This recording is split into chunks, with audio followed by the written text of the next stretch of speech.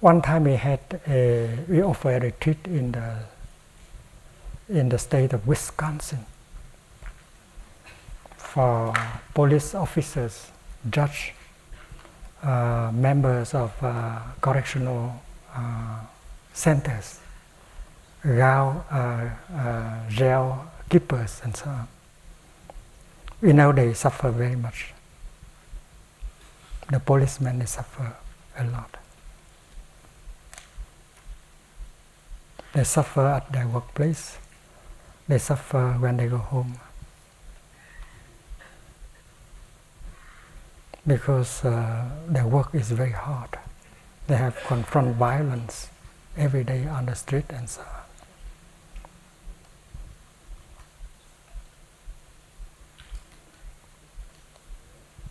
And those policemen in America who commit suicide, who use their own guns to kill themselves, is more numerous than the number of policemen that was shot by gangsters. The number of policemen who use their own gun to shoot themselves is more numerous than the policemen who was shot by the gangsters. Inmates of prison, they have a lot of anger, a lot of challenge, of fear. And you don't know how. You only use your authority, and they always try to revolt against your authority. So their life is like hell. So we practice listening to all of them many days, so that they can tell us all their suffering, their hardship.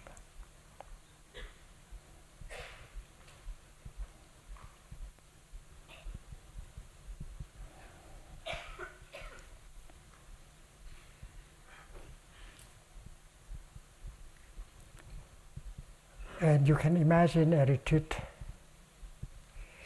where police officers and members of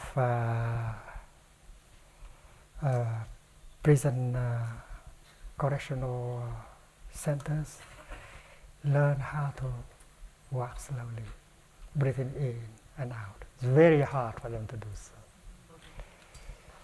But they must learn. They must learn to release the tension, the violence, the frustration that has been accumulated in them for a long time. It's difficult retreat. But we succeeded. We succeeded.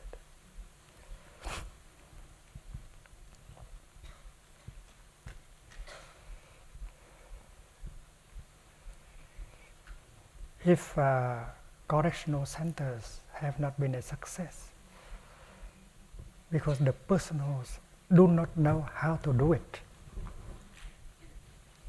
They have a lot of violence and suffering in them. They don't know how to take care of prisoners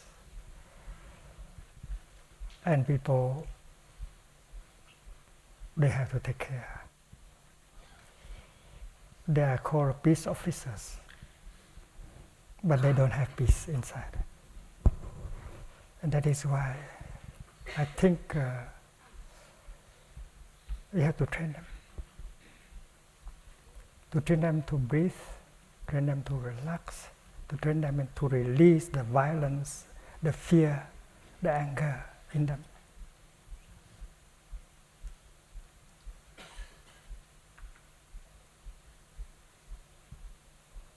So that they can look at the prisoners with the eyes of compassion.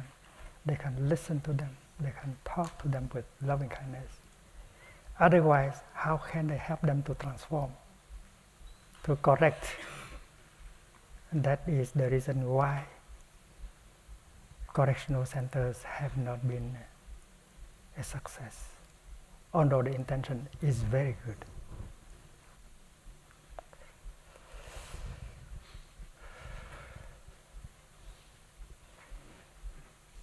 So what is attractive concerning this teaching, this philosophy, is that first of all,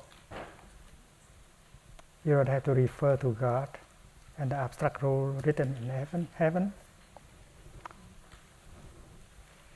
You can determine by yourself what is right, what is wrong, based on your intelligence. You can include the animals. You can have love for animals. You are not too rigid. You can be flexible. And you don't have to punish. You don't need to punish people, because punishing people will bring more suffering. There's already enough suffering. You don't have to inflict more suffering. So it's very compassionate.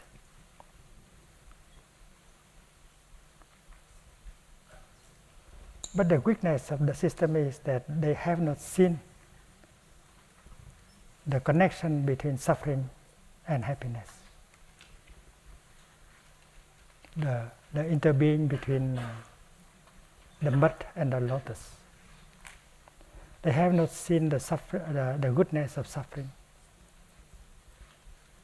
And in the teaching of the Buddha, we know that suffering is a kind of mud that can bring about lotus flowers. And suffering can instruct us a lot.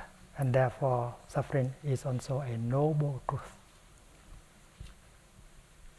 There's one of you who asked if war is the mud. If we need war in order to have peace, should we accept war?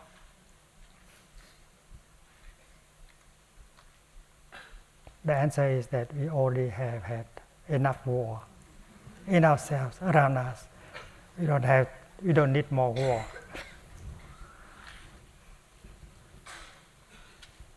With the war that is already going on in us and around us, in our family and in our society, we have plenty of mud already. We don't need another war.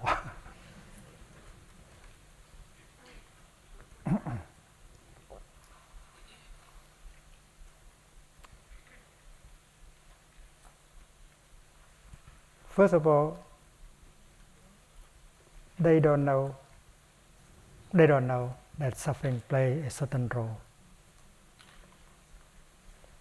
That suffering and happiness is a matter of the mind. The other day we spoke of hiking. Hiking is a pleasure for many of us. To climb the mountain, to do the hiking is a great pleasure. But there are those who think of us as crazy. It's much better to stay home and watch television, because hiking, climbing the mountains, like a lot of hardship.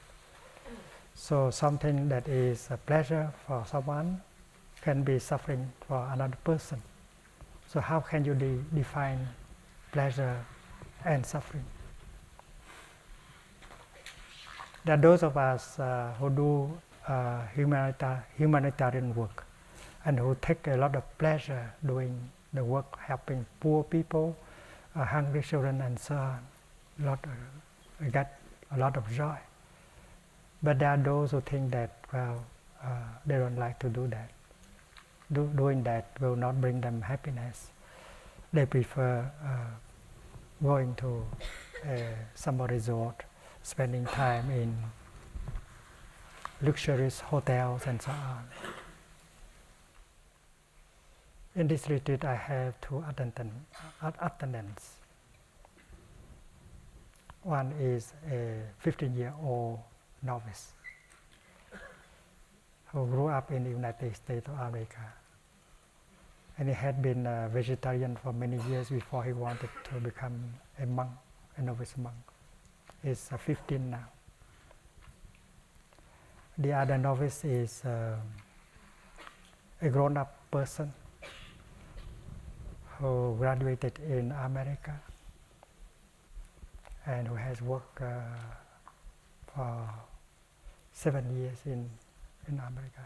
He was a stock broker.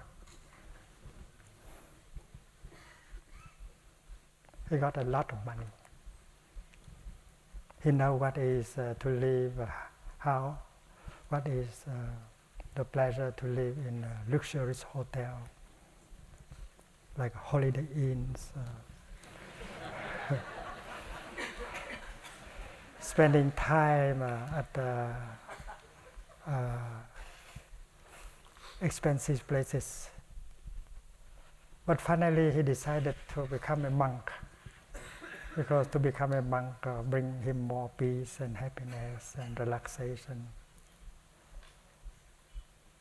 And become a monk, you have to wake up at 4:30 every morning, not only during the 21-day retreat, all year round. To do sitting meditation, to do things that as a businessman you don't have to do. You take care of the garbage, you sweep the floor, you cook for the brothers. And yet it brings much more happiness and peace and joy and relaxation to him. That is why he made the decision very quickly to abandon all that. Hilton Hotel, Holiday Inns, all kind of things. So if you look, we say that, well, which is happiness? Living in Hilton Hotel is happiness, or waking up at 5 o'clock in the morning is happiness? So it depends. So happiness and suffering is a matter of the mind more than the objective reality. And that utilitarianism does not know. It does not know that suffering and happiness are. Without this one, the other one cannot be. Without the mud, there cannot be lotus. And because of that, they don't know what we call the goodness of suffering. Suffering is sometimes good. It helps open our eyes, and we can learn a lot from suffering. And if we have got understanding and compassion, because we have suffered. And if you try to always run away from suffering, how can you grow up as a good person with understanding and compassion? And without understanding and compassion, how can you be happy? Even if there is a lot of money and power, so on. So consequence, what kind of consequence do you want? Money, power, sex, fame. But if you are caught by fear, anger, sorrow, and all of that cannot bring you happiness. So consequences, what kind of consequences? The Buddha said the consequence should be ill-being. You feel ill in your body, you feel ill in your mind, and that is ill-being. And because you have practiced wrong thinking, wrong view, wrong speech, that is why you have that kind of ill-being in you. Even if you have a lot of money, a lot of high position, and with that ill-being in you, it does not mean anything. You cannot be happy.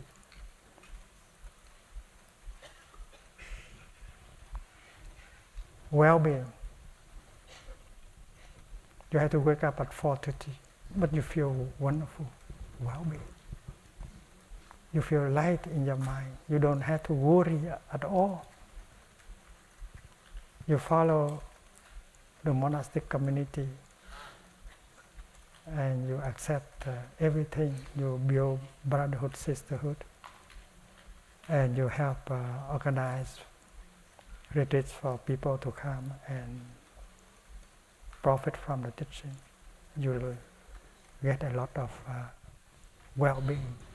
So well-being cannot be defined by consequences like wealth, fame, power, sex, and so on.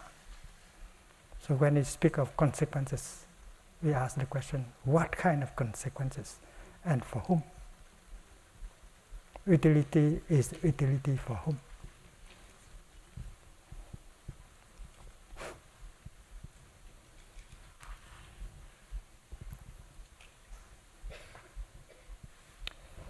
The person who has invented the word consequentialism, who has coined the term, is a British lady.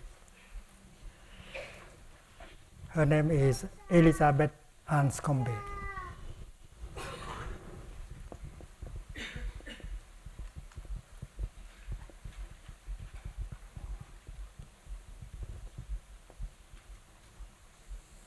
She's a very devout Catholic. She follows the theory of the divine command. She said that there are things that you cannot do no matter what. That is why she opposed to the dropping of the atomic bomb on Hiroshima and Nagasaki. When President Truman dropped the bomb, she was only 20 years old, a student. The first bomb was dropped on Hiroshima. 140,000 people died right after, and many continue to die after that. And Japan has not surrendered after the first bomb. On the 7th, it was dropped on the 6th. On the 7th, Japan didn't surrender. On the 8th, Japan didn't surrender. So on the 9th, they dropped another one on Nagasaki.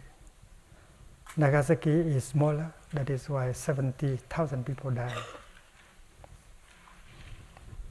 the first day. That was in 1945. 45.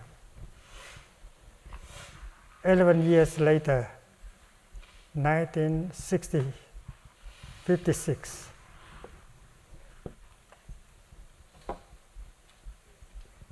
President Truman came to England, and Oxford University offered him an honorary degree. And Elizabeth was 31. She has grown up.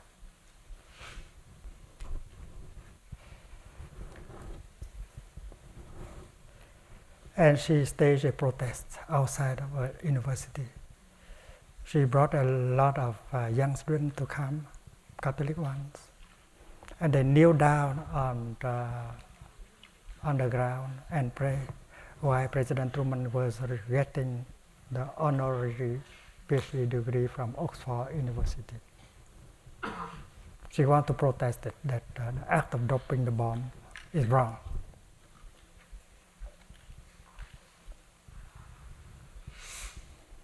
Because she said that there are things that you cannot do no matter what, for peace or for whatever. You cannot boil a baby. You cannot drop a bomb and kill 140,000 innocent people.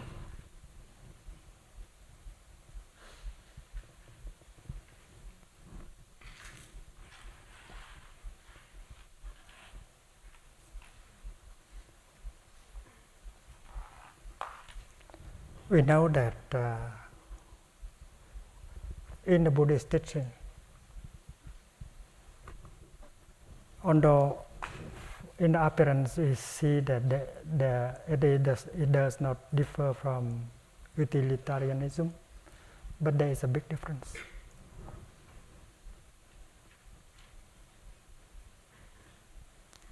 There is a trend of philosophy of ethics called deontology.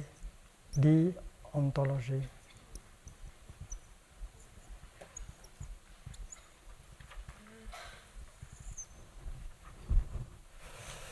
That is just opposite to consequentialism. There are absolute moral truth you have to follow, no matter whatever consequences may be. If not to lie is the rule, and then you don't have to lie, and you don't have the right to lie. You have to stick to that. Absolute moral rules, no matter what.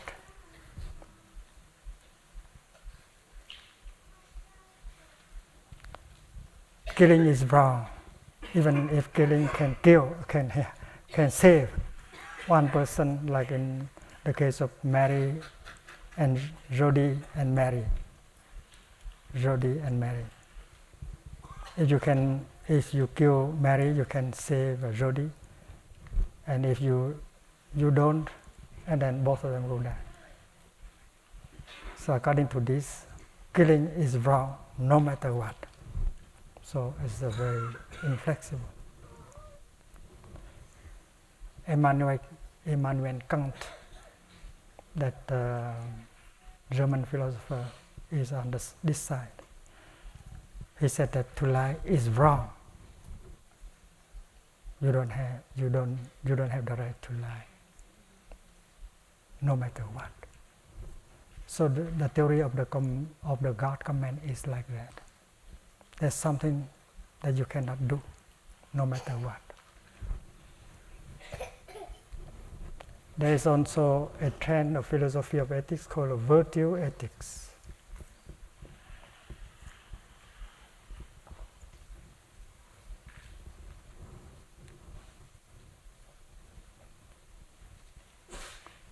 It's like honesty, compassion, tolerance. They are virtues, and you just stick to these virtues and act. You don't think of consequences. You just believe in these virtues, and you behave as a virtuous people, no matter what consequence will come. And we also have the divine command theory.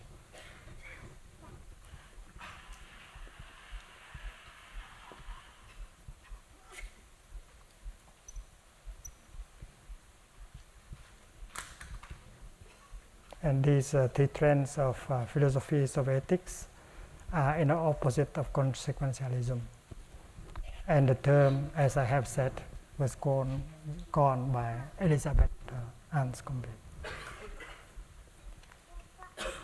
And when we look back at the Four Noble Truths, what can we see? Of course, the Buddha's teaching is very flexible, because Buddhism is very free from dogmas. We have begun with saying that we need an ethic that is free from dogma. Because in the teaching of Buddha, we know that we should not be caught in attachment to views. We should not be caught in the kind of dualistic thinking and dogmas. Because the teaching of the Buddha is emptiness, is interbeing, is non-attachment to view, is freedom. That is why there's a lot of freedom, flexibility. Of course, the teaching of the Buddha do not go along with these two rigid teaching, but the teaching of Buddha does not go like the teaching of utilitarianism either, because of the notion of happiness and suffering, interbeing between happiness and suffering, the doctrine on the goodness of suffering. All of that change, And we know that the path leading to the well-being begins with right view. And right view you don't got from anywhere except by ourselves, by the practice of mindfulness, concentration and insight. Mindfulness is the starting point. You are mindful. You are mindful of what? You are mindful of the suffering that is in you and around you. You are mindful. And you think, you know that there must be some kind of action that can transform that suffering in you and around you. And you practice looking deeply with compassion, with concentration, in order to find it out, the kind of right action that can lead to the transformation of suffering. And you need to understand suffering in order to find it out what kind of action. So right here, what is right here is not determined really by the consequence. Right here is determined by your mindfulness, your concentration, and your insight. Because mindfulness, concentration, and insight is a backbone of the Buddhist teaching.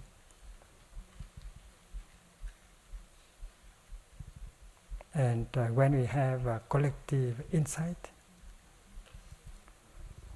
and that will help us see the mutual path that will lead to the cessation of suffering, not only for one person, for all of us. So please reflect on this. The path of the Buddha is the middle path. The path that is not caught either by the idea of consequence, nor the idea of rigid goodness, because we know that goodness and good and evil are not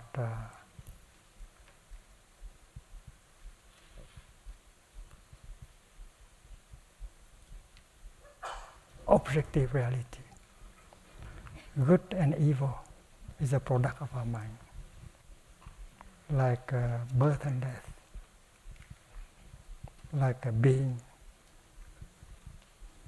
and non-being. They are notions created by our mind.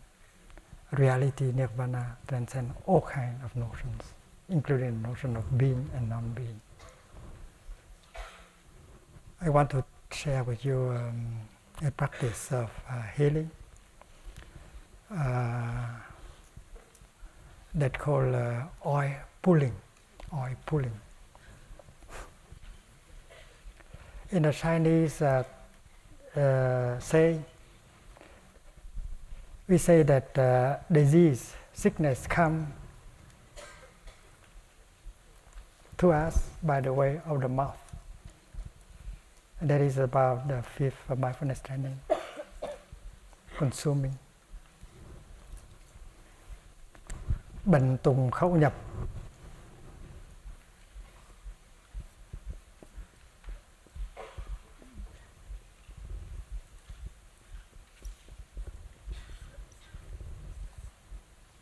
All kind of sickness enter our body by the way of the mouth. And that is why we have to practice mindful eating.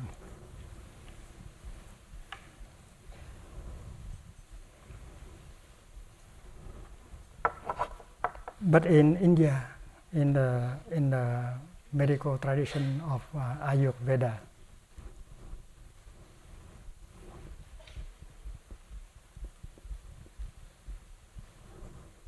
it is possible to help the sickness come out from the way of the mouth. if they come from the way of mouth into our body, it is possible to help them to go out. Bệnh tùng khẩu xúc.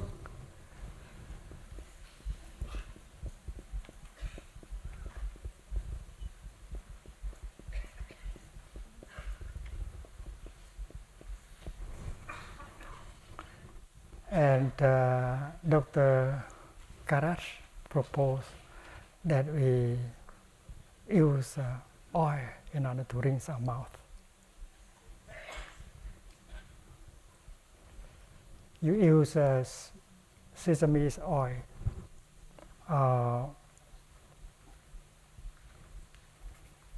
sunflower oil, and rinse your mouth. It's very easy. And I have been doing that. It has helped me a lot. And some of our brothers and sisters in the community also do that. And some of you may like to try. In the morning, upon waking up, you use 1 tablespoon of oil, sesame oil,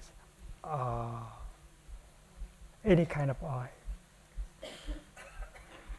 But we prefer sunflower oil, sesame oil, and put into our mouth. And we use our tongue in order to help circulate that oil around the mouth. You use your tongue in order to swish the oil, to have the oil penetrate deep into every area of the mouth. And you may like to chew the oil, And it should take 20 minutes.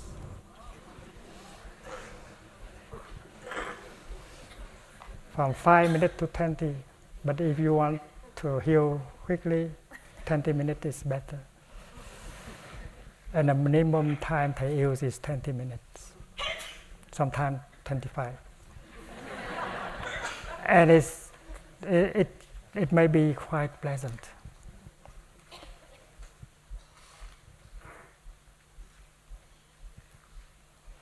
And that moment of 20 minutes is a kind of dialogue, communication between the tongue and all the organs in the body.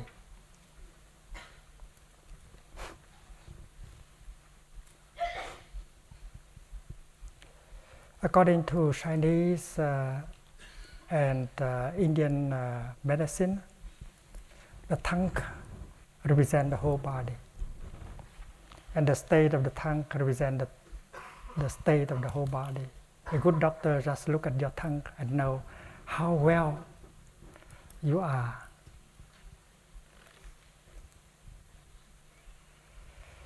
And on our tongue there are sections that correspond with every organ in the body. There's an area that corresponds to the lungs, another area corresponding to the digestive system, one place corresponding to the heart. And during our gargling, our chewing, our swishing the oil, there will be a communication between the tongues and the organs in the body. So if during that time you are aware of your body, you touch your body, you touch your lungs, you touch your stomach, you are helping with that kind of dialogue. The oil may be tasty. To me it is tasty. And it brings out the saliva. And the mixing of saliva and the oil will bring very good result. The first thing that happens is that there are antioxidants in the oil that will penetrate into the body by the way of the tongue. You keep it in your mouth, but there is interaction between the oil and the body. In the oil there are antioxidants like vitamin A, vitamin E, vitamin B and C, etc. And while you are swishing the oil in your mouth, these elements penetrate into your body by the way of the tongue, below the tongue. And they support the beneficial microflora everywhere in the organs. They are telling that you have the support, we are sending you support. And so the microflora in the mouth and in the organs in our body begin to come up to the mouth.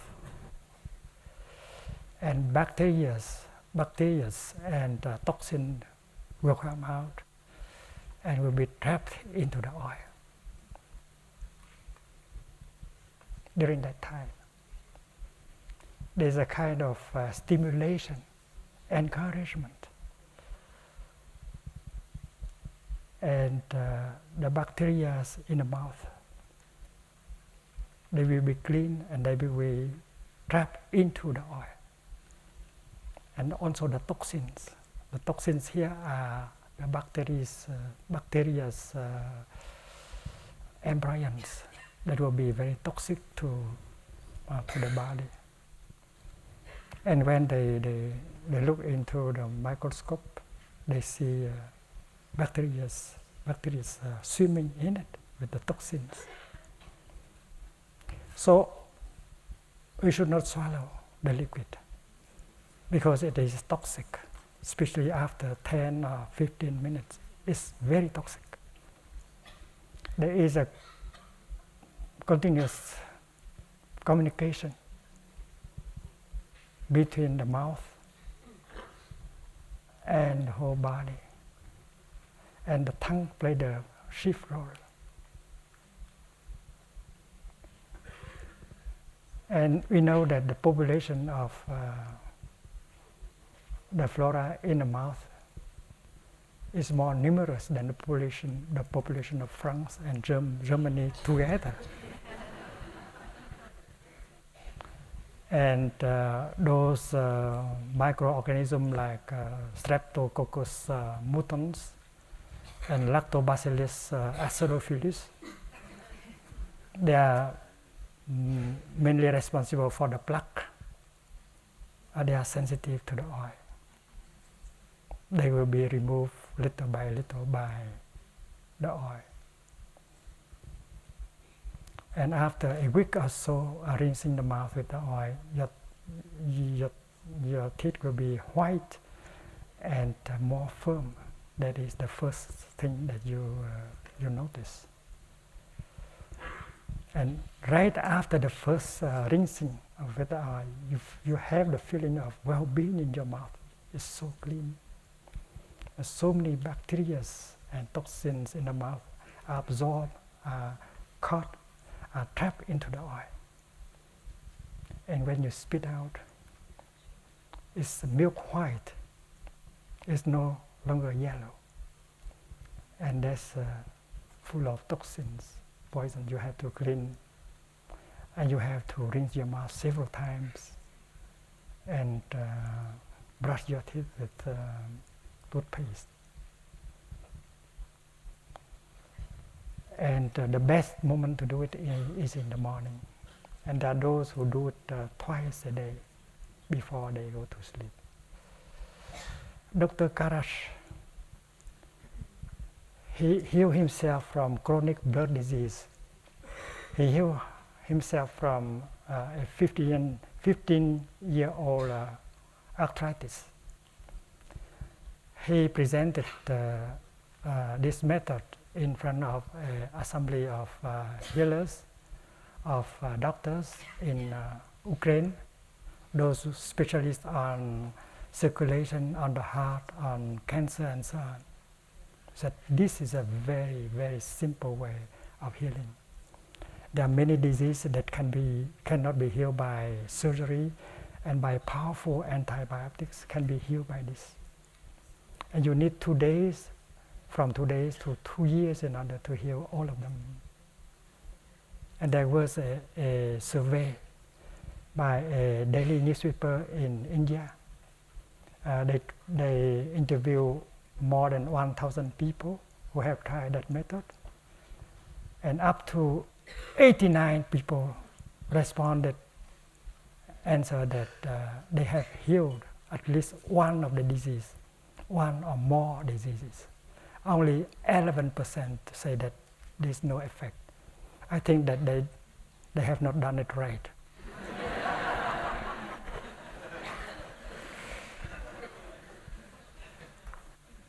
So this is a process of desintoxication. And it's very non-violent. There's no side effect at all.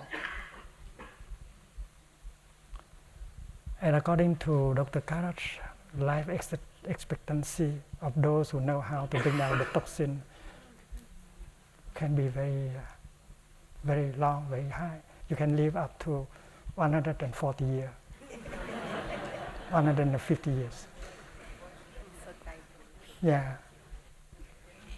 So Thầy told a novice that he's going to live until he's 140. And there will be many 21-day retreats to come.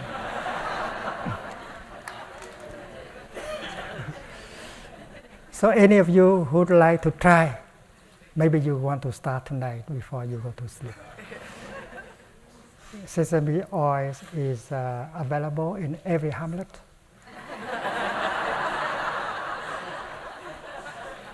My attendant, the one who was the stock broker, he helped me to prepare this.